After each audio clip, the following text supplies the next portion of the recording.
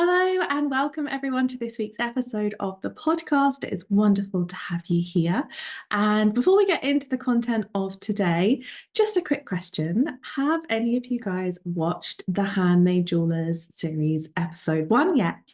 I know that loads of you came and tuned in on Thursday, so thank you so much for being there. But if you haven't, don't worry. There's plenty of time to go and watch it. It's over on our YouTube channel at Jewellers Academy. And in case you haven't heard about this series that we're doing, it is a 5-part documentary series following the stories of 5 amazing jewellers, very different jewellers that work in different mediums across the UK.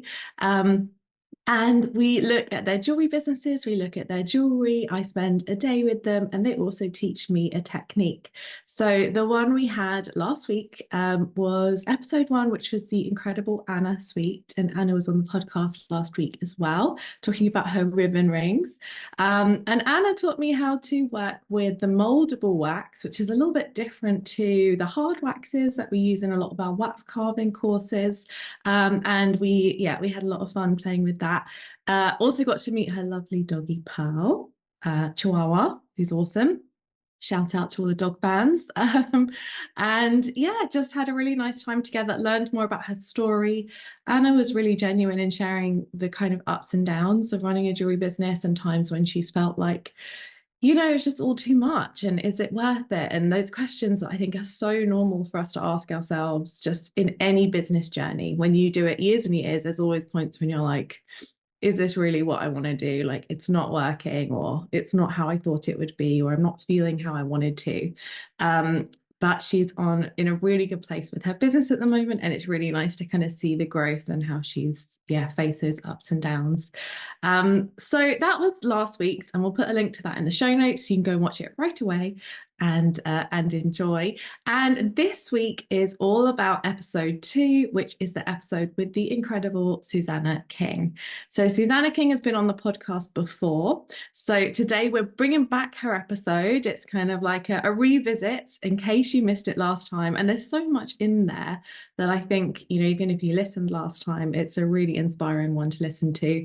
She talks about TikTok and how she sold out a whole fine jewelry collection in like minutes on TikTok. And of course, we talk about how she did that in minutes, but it wasn't really the minutes. It was the hours, months, days, years that she spent before building up her business, building up connection with her customers, and preparing them for these launches, which she does.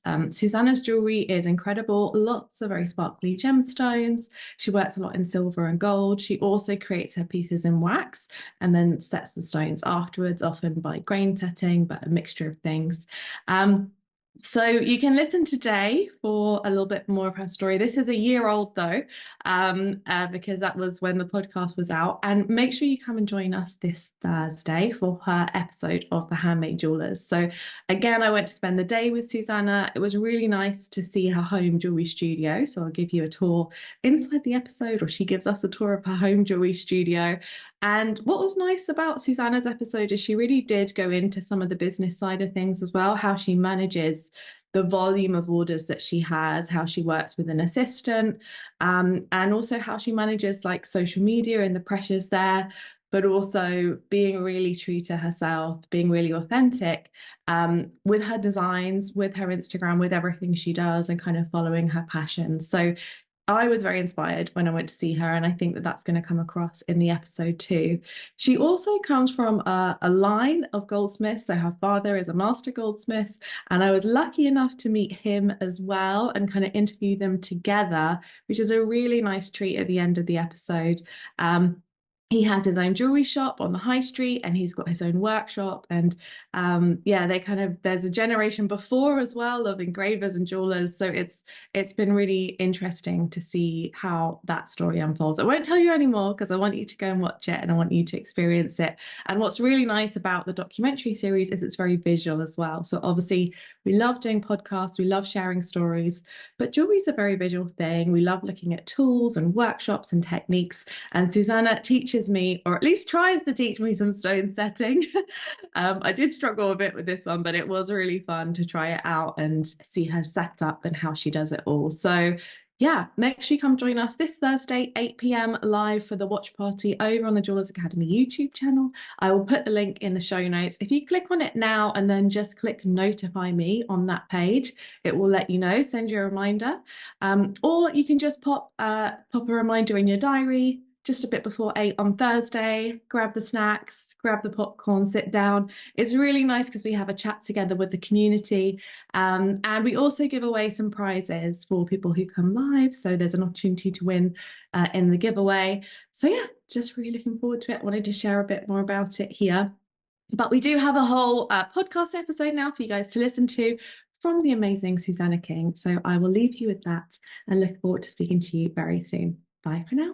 Yeah, no, well, thank you so much for having me on. I'm really excited to do this actually, because I know I said to you a few weeks back that since the very conception of my journey into having a business and kind of a brand, which is a word I don't really often use to describe my situation, but I followed you since then. It's been a few years, I'm sure. So it's really nice now to be able to do this, because it's a really important point for me and experience in my jewelry journey. So thank you so much for having me on your podcast. Yeah, no, absolutely. So before we get into talking more about your business and what it looks like today, can you tell us a bit about you and how you came to jewelry making? Is it something you've done since, childhood, or how did the inspiration to make jewelry come for you? Yeah, so I'm actually fourth generation, and it's something that jewelry isn't something I ever intended to get into. It's not something I thought I would pursue, um, because I went the entire route to go to uni and have a more academic experience out of my kind of career life. But I've always been a workaholic, and when I got into uni, I had to quit. I had four jobs, 4 0-hour contract Oh, jobs, right? a lot of And I jobs. had to quit them. And my dad said to me, he said, well, I can teach you to repair jewelry and you can sit down at the bench as and when to help me in my shop, because repairing jewelry is his bread and butter. And he said, no, no, I'll teach you to do that. And then when you can work, you can earn a bit of money, and we could do it that way. And I said, all right, we'll do that. So I quit all these other jobs, and I was at uni, and then every spare moment I had, I'd be in the workshop repairing jewelry. I loved it. And then I decided I loved it so much that without telling my parents, I quit uni. And I was in the workshop every day. And my dad, he said, what, you're in here an awful lot. You're on a break. And I was like, Dad, I've quit uni. This is what I want to do. And he just said, well, you need to take it more seriously. And then we ended up kind of working together for a short while. And he was the person that launched me into loving jewelry and being a jeweler. But I'd actually sat down at the bench with him since I was 13, just doing kind of like dad and daughter bonding of, making jump rings or whatever. I think we together kind of made an earrings and necklace in my kind of mid-teens, just as a crafty thing to do. So I've really enjoyed working at the bench my whole kind of teen and then into my 20s. And it was really quite by accident I ended up here, but I have, and I'm really glad that I have actually. It's great. It's an amazing story, I think, to be taught by your parents. And how was it being taught by your dad? Because I think if my dad tried to teach me pretty much anything, I'm not sure how well it would go. How did Interesting, because my dad is, I do understand what you mean, because I feel that way about I think any close family member you would feel that way. But my dad, and I'm not the only person who's taught into the trade. He has the magic teaching touch. He is a loving and patient man, and he's very good at showing you what to do. And he's very good at giving you tips and describing things without overcomplicating it or being harsh. And I think that his kind of loving perspective coming into the trade, he is an excellent teacher. So you never begrudge him. No one ever does. Everyone feels that he's an angel, really. Anyone that's been taught by him. And that he's helped, and I think that he really is the right person to do to guide people into this industry. He's an incredibly wonderful man, and he's taught himself so much. So it's really interesting sometimes the perspectives he comes from when he's showing you a skill. And it's interesting because I also went to then jewellery college as well alongside learning from him. And because he taught himself, there were several things I did have to, of course, relearn in college the kind of proper way, if you like. I'm saying that in inverted commas because it's not that his way didn't yield the correct results. It's just that it was non-traditional, I suppose, because he just taught himself. And I think that's really fascinating. He's got a very expansive mind, and no challenge is too big for him. Really, he's really smart. So I'm very fortunate to have had him as my guide, I think. Yeah, that's amazing. It's amazing to hear about your relationship as well and how well you've worked together, and that you've been brought into this trade. I imagine some jewelers listening have children and would think, oh, I wonder if they'll follow in my footsteps, and kind of what they'll end up doing. So it's incredible to hear how it's kind of been passed on. So you started by this amazing way of kind of being in the workshop with your dad, and decided you're going to not do the degree anymore, which great decision, by the way, because look where you are now. Following your passion, all the right thing to do. And so at what point did you sort of say, okay, so now I want this to be my own business and branch out? And you don't do, like, your business isn't just repairs. So how did you kind of differentiate what you're doing now from that kind of those early kind of years of learning, I suppose?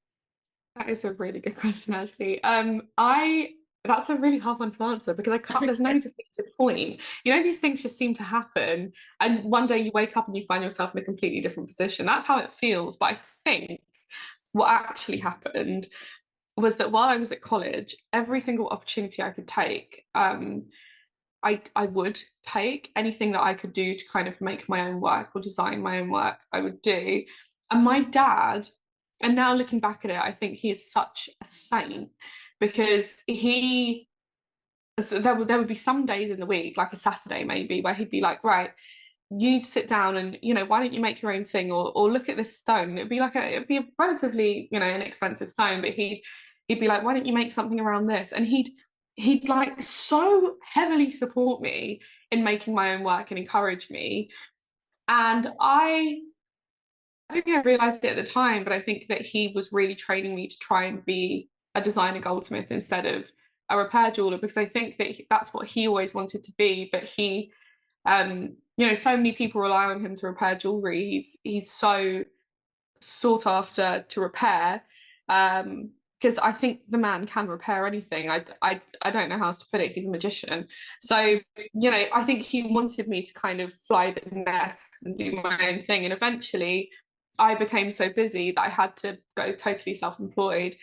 And it was actually my kind of like a family member that said to me, I think now's the time that you need to do this all by yourself. And I remember that first day of complete self-employment, because I did it gradually where I dropped off a few days a week. I remember that first day of complete self-employment, and I was sitting there in front of my laptop and I was like, there's not going to be enough emails to fill the morning. I'm not going to have enough emails to fill the whole morning, and there won't be enough to do, and that I'll never have enough to do, and all of these thoughts. And now there aren't enough hours in the day for me to do everything. And it's really incredible how a journey can develop like that, and how some days I wish I had the thought of, gosh, I just could have a day off actually, because it gets so much. But I think it just gradually happened. I think my dad really, really supported me emotionally, and encouraged me with love. And I think that's why I was able to do what I did, actually. Wonderful. So you decided you were going to start off on your own and build your own kind of business, and you kind of took a couple of days a week to do that. So I guess how I came across you was Instagram, because you share a lot of amazing videos of your work and your work in progress and your kind of start to finish and all the things in between.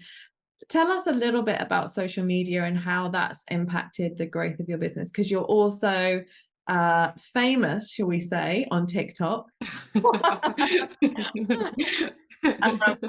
tell us a bit about, Instagram and TikTok specifically, and how you've used video in the growth of your business. Because I think that, imagine lots of people have come across you that way. Right, yeah, I agree. I think that's really the main way that anyone knows, that I exist. I think that I never thought there was another way for me to get out there. I've never relied on stockists or trade shows or anything like that to get my name out there, because as saturated as social media is, I know that I am not confident enough in person, or that my story and the experience of my jewelry can't be portrayed on its own at a trade show or in a stockist. It has to have me along with it, letting you know why it exists, I suppose. And on social media, it's very easy to be more confident and more and clearer, communicate more clearly about the story behind the pieces, or why you've chosen the materials you've chosen, or what's inspiring you, and to convey your personality and the personality of your jewelry. And I think sometimes people heavily rely on stockist, trade shows, website SEO, things like that. But I think that the key thing for me that social media has given me is the ability to just directly talk to people about why I've decided to do things the way that I have. I think that as I grow as a designer, my designs become less conventional, and the plans that I have for this next year are increasingly less conventional. And so if I want to be wacky, I need to talk to people about why that is. And that's what social media gives me. And I think that as well, different platforms can give you different things. TikTok has enabled me to really show people the craft behind my work, instead of just the beautiful, shiny kind of end product. But Instagram allows me to have this kind of cohesive, almost archive of my work, show you what people get from me, want from me, what I love to make. And so the two of us see different, but they've just been incredibly useful. And I think because I've been kind of my authentic self on them, what it's done is it's enabled me to show people my work in its true form, show myself in my true light. And then the connection is more genuine. And then you do connect with people for the entirety of your career, which is really nice. How do you be your authentic self? Like, how have you managed that? Because I think you're right. You come across as very approachable, kind of down to earth. I think sometimes people think, well, if you're making fine jewelry, then it's kind of, you've got to have this distance between you and the customer, which I don't believe is correct. Like, it is all about relationship. But did it just come naturally to you, or how did you kind of build those relationships? I think that I've always been myself. I don't think I can be anything else. And I know that for some people it's really hard to be themselves because they've been told that they can't. And I think that's a dying shame, because at the end of the day, you deserve to be yourself. It is the only thing, you and yourself are the only thing in life that you're gonna experience for the rest of your life. It's the only guaranteed thing that you have forever. And I think knowing yourself and experiencing yourself truly really, really helps you to be successful. And I agree with you. I think that if you're making fine jewelry, you don't have to have this ridiculous kind of wall between you and your client. I think you can be silly and fun and jovial and also have fine jewelry. I don't see that fine jewelry now has to be portrayed in this kind of very manicured way. Because I think that if you are a jovial artist, and for me, I know that my pieces are abstract, and I like to be childish as well. I like to exert kind of childish creativity through my work. I'm not going to then pretend that I am a manicured person. It's not going to ever come naturally to me. I will never be like that, and my work will never look traditional or classic. And so I don't feel that I have to pretend to be that way. I think if you do want to um, have a certain front or face to your brand, then that's fine. If you yourself are a manicured, organized person who, leads a very clean and good life, then I absolutely think it will come easily to you to have a manicured brand, and you know that's absolutely fine. But for me, I am a bit of a free spirit, and I think that it could never be any other way. And I think if you are a certain type of person, there isn't any reason to hide it. Um, yeah, it's your greatest freedom really to be yourself, I think. So yeah. 100%. I love that. And I think it's a freedom for the people watching as well, because they're like, oh, I'm comfortable, I'm around. Yeah, yeah, yeah, absolutely. And I think there was a headline, I don't know if it was a professional jeweler or somewhere like that, and it was like sold out collection on TikTok in like, I can't remember how long, 10 seconds. No. So I want to talk a little bit how you use social media to launch collections, because you have a model which I think is really, works really well. It's really interesting, where you kind of do product launches or jewelry launches. Can you talk to us a little bit about how you do that and why you do that in your business? Well, I think to me, I like the idea of a cohesive collection for a reason. Um, and it doesn't have to be a collection inspired by, space or whatever it is that you're inspired by. It can just be a collection of you in that moment. In August last year, which is when that collection that you're referring to sold out in, a minute or whatever it was. It was absurd to me. It was an absurd amount of money to me at the time, and it was an absurd amount of time and pressure. And I, coming up to that, just wanted to make a collection using up gemstones that I had. And it wasn't so much to make money as it was to use material.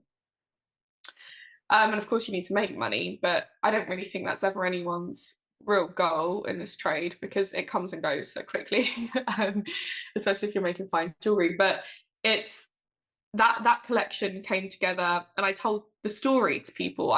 For a month or a month and a half, I was really, really clear on what was going on, and I was focused on it, and I showed people my focus and my story and my intent. And that's what I do around collections on social media. I really, really immerse people in a world of storytelling, because that's what my brain does for me. And it's just like right now with Voyager, which is a space themed collection.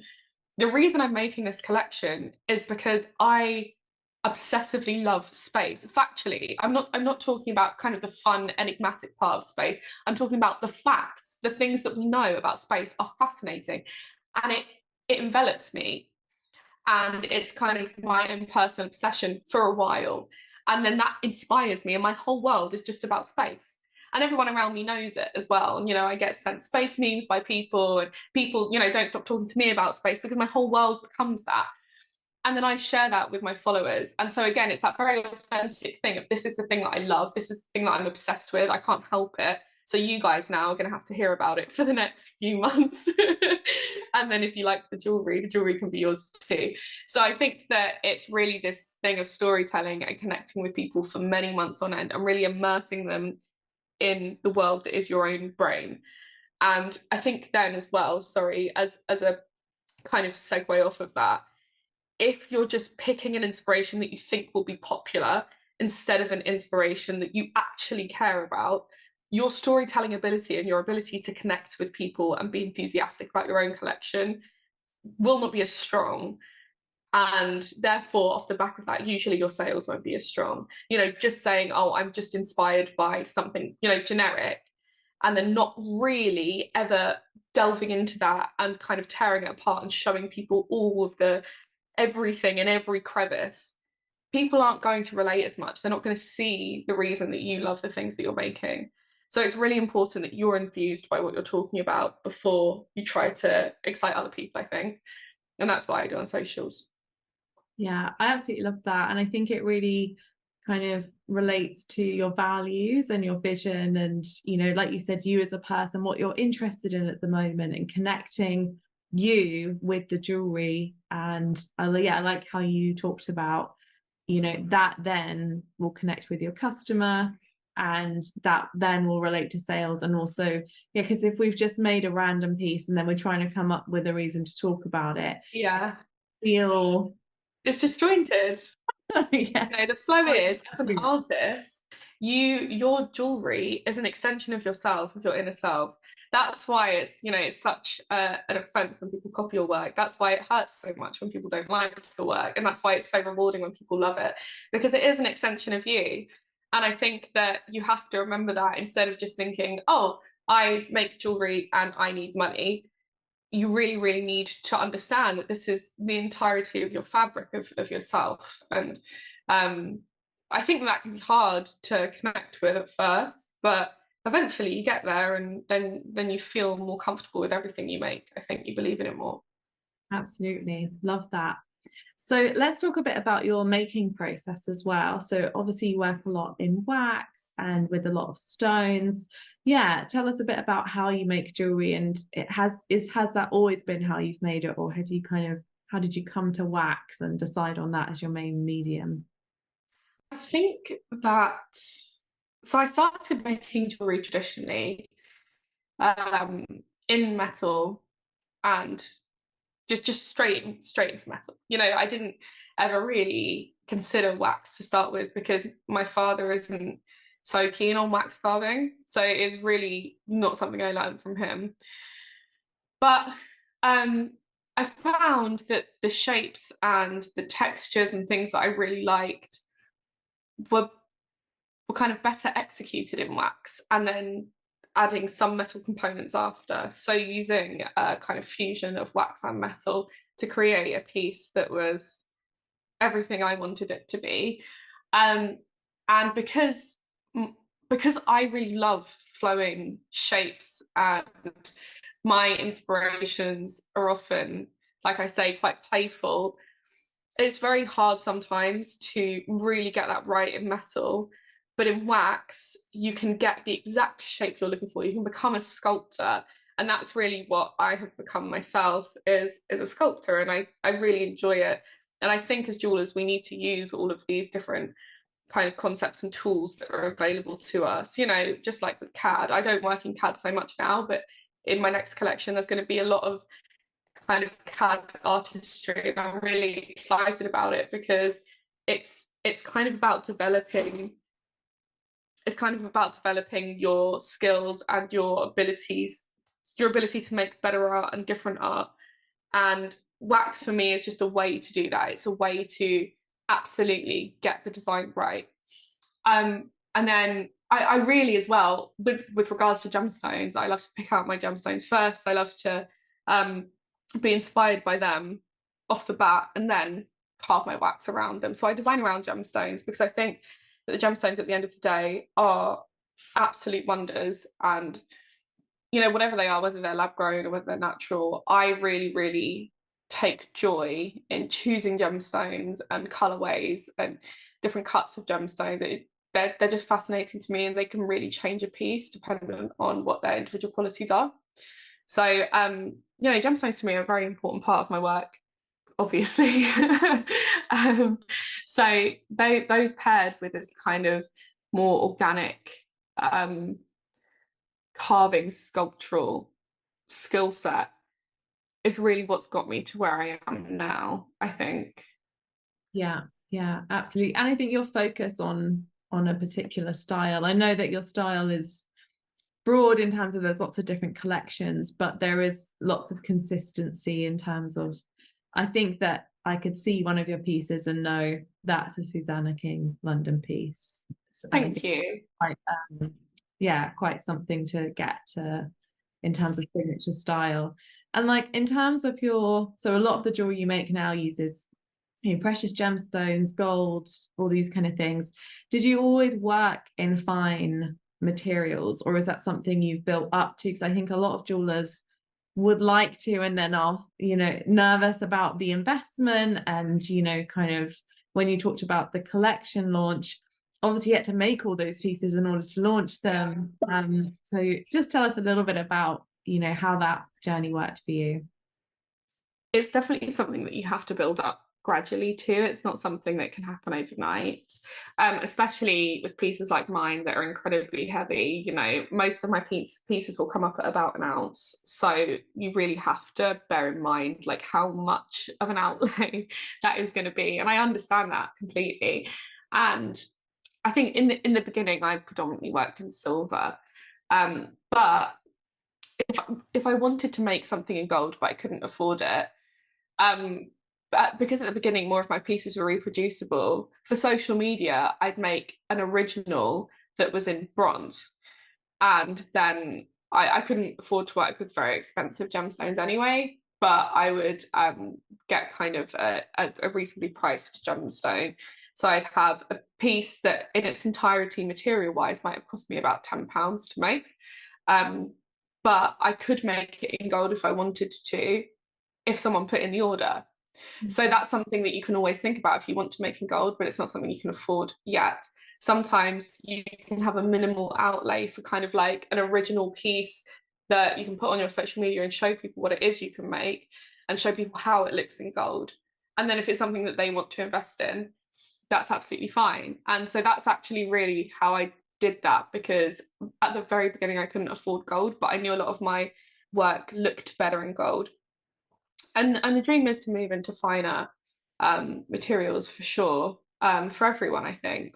So for me personally, I think that I really just had to be sensible about what I got my pieces cast in and then work from there. And kind of when I could afford to get them all cast in gold, I started off in 9 carat and then moved to 14, and now most of my pieces are 14 or 18. And that's, you know, it's been a gradual journey. It's not something that I was able to just do. I think you do have to build up financially too. That's for sure. Yeah, which you have, is brilliant, you know, and obviously it's building up the audience at the same time and getting them, you know, like you said, taking them on the journey with you and all the storytelling that you've been doing and that kind of connection, which I think you've been very good at. And then in terms of your time, how do you fit it all in? And do you have people working with you now? Because your business has obviously grown. You're on TikTok, you're on TikTok, you're on Instagram, you're making pieces. There may be people thinking, how does she do it all? Tell us a bit about how you manage your time and like how much time you spend making versus running the business. All those. Well, I think one of the important things about being a business person is you need to be able to pivot on the spot. I like to see myself as an artist, but everything that happens behind the scenes, you have to be malleable to what's going on. If that day you wake up and actually you need to speak to your insurance brokers because something's happened, then you need to get onto that. You can't then prioritize wax carving, this piece you're excited about, because it's just realistically not what's going to make the business run well. For me, I used to just I worked 12 to 14 hours a day, and I just used to do it all by myself right up until the beginning of this year. And actually late last year I had an assistant, and then I got a different assistant now. And so having someone work on admin is really helpful because that's not something that I'm good at. And then I have a workshop team in Birmingham, but we're expanding that team now because we need more people. So it's kind of all about understanding as and when you need to delegate. And I think that people become really bad at that because your business is your baby and you don't really want to just hand it over to other people. But for me, I knew that I needed an admin-based assistant quite quickly because I could not deal with the amount of DMs. The amount of DMs I get is unreal, and a lot of the time it is just people replying to my stories, so it's actually okay, but it's overwhelming for me. I'm not good at it. So having someone help me with DMs, having someone help me with emails is so helpful. It really takes a big weight off my mind. But yeah, also having people help me to make is like imperative because I cannot now make all of the pieces we have to make. It's just not possible for me. And I think that you have to understand when things are beyond your capability you have to identify it as well quicker than you think, and then make sure you find the right team. Yeah, absolutely. That delegation is so important, isn't it, as the business grows? And Yeah. like you said, with you and with most jewelers, we do it a little bit late. So we end up with the 14, Yeah. which is not very sustainable. But I hope that you're still not doing 40 No, nowadays. You have some. no. And it's nice actually because once you have a team, you're like, oh, I can like watch a film in the evenings. Relax some of the day. Yeah, quite like curious, really. But yeah, you're right. People do it too late, and I think that the thing is, you have to remember as well. You have to actually find the team. It's not like when you're ready, a team will just appear. You do need to find them, so you have to bear in mind to give yourself that kind of head start on. Okay, do I need one jeweler? Do I need two jewelers? Do I need a setter? Do I need someone that's really proficient at CAD? Is it an engraver that I need to make a connection with? Is it any of those things? Do I need PR? Do I need you? There's so much. There's so much to think about. And it does become a whirlwind. And I mean, I've found all those things now, and I'm really fortunate. And I think that making sure that you're well connected in this trade is really going to be helpful later on. I don't think there's any connection you can make that's not going to be useful. Um, so it's really good as well, if you can, to go to trade events and talk to people and make sure that people kind of recognize you as an individual in the trade, so that they trust you when you need help and they trust that you're the right person for them to help. But yeah, it's definitely not easy. It's definitely not easy finding people and delegating, but it's an imperative part of growing a business. You can't not do it. You can't clone yourself. So, you've got Fortunately to not yet. Yeah. And what would you say, what would you say is your proudest moment so far in your business? I know this is a hard question. No one likes answering this one, but if you had to pick a moment where you were like, It's not hard. oh, okay, I'll tell great. you right now. Yesterday, I was invited by Stephen Webster and Amy Webster to his offices, and he sat me down and he told me that he liked my jewellery. So that was the proudest moment of my entire career. Oh, wow. Well, congratulations. How exciting. Yeah. It's really unreal because I have honestly spent my entire career doing the thing. I take every single opportunity I can. And when I started out, it was absolutely, the opportunities you don't get paid properly or at all. People don't always respect you and things like that. And as you grow, it's really nice to be able to have opportunities that are actually fruitful and useful. And I think that for myself, I have the opportunity to work with kind of great influencers and celebrities and really, really great people in the trade as well, really, really skilled craftsmen that I've admired for many years. And I think that kind of journey from not very much at all to having all of this that I've worked so hard for is what I'm proud of. I'm proud of going from kind of not having very much at all to this. I think that to me is something anyone would be proud of. And I'm not a very proud person, but I do think that's really my greatest success. Absolutely. You should 100% be proud of it every day. Yeah. Thank And you. what has been your biggest challenge in your business so far? My biggest challenge, for sure, has been juggling everything that needs to be done. I think that I suffer massively with with being able to grow at the rate that I've needed to, because ideally you want to grow gradually so that you could build a strong foundation. But actually for a few months my feet weren't on the ground at all, and I really, really had to juggle a lot, and it was very difficult. It takes a lot of resilience to be able um to kind of, I don't know, spread yourself thinly when you have to until someone can help you. And I think that was a really difficult experience for me. And mentally it spreads you very thin. And it's not good for you. And I think that really taught me, having that big challenge of like, okay, well now literally hundreds of people have emailed me for commissions, and I need to get those commissions underway, and I'm one person, and I also can't answer these emails or DMs, and I haven't done this ring drop right, and everyone's upset with me, and blah blah blah. And you end up kind of feeling like this, kind of crowded into a corner and claustrophobic.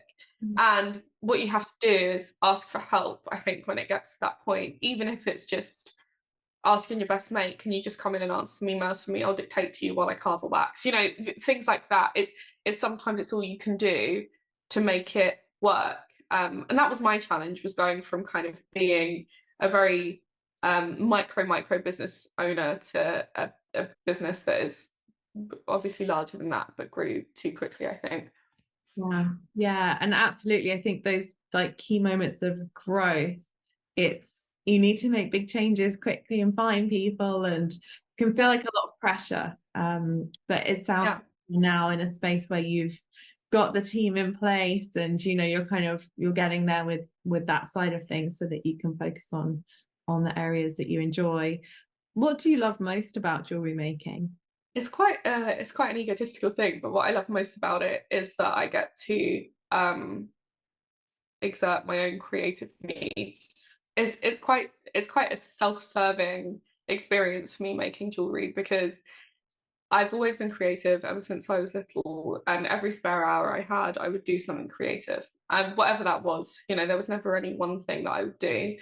Um, and I think now as an adult, I take great joy in being creative, and not just in making jewelry. I love kind of model making and writing poetry and things like that. And I just love expressing myself, and that's what I love about making jewelry. Is it's a very cool way of expressing yourself. It's so odd, and not many people get to do that in this world. Us as jewelers, we're very lucky people, and I think that it that's what I love most about it. It's not even that I love most that it's part of my heritage, or that it's that I get to work with all these beautiful materials. Those things are great, but they're secondary to self-expression. I think that's what I enjoy most about it. Yeah, I can see that when you talk about it, and it really comes across. And I love how you talk about your connection with the jewelry. I think that's very inspiring and powerful for people to listen to as well. It certainly is for me. So yeah, it's wonderful to hear you talk about it in that way. So thank you so much for coming on. I feel like we could talk a lot longer, but there's lots of things that we've covered today. If people listening want to come and check you out, where is the best place to come and find you? Well, on Instagram or TikTok, I'm Susannah King London. And I mean, that is the best place to check me out. My website never really has anything on it. But if you want to see what I make, they're the best things. I'm also doing a trunk show at Tomfoolery in London on the 7th of October, 2 till 5. And then if you're in Edinburgh, I'll be at Atla on the 14th and 15th of October. So if you want to come and see the Voyager collection, you certainly can. It will be there, and you can come and try it on. And I'd love to meet you as well if you're that way. Brilliant. Yeah, we have lots of people all over the country, so I'm sure some people will come along. And good luck with the next collection launch. You don't need it. I'm sure it's going to go incredibly well. And yeah, we just look forward to seeing what's next from you, and keep going and doing the amazing things you're doing. Great. Thank you so much for having me on today, Jessica.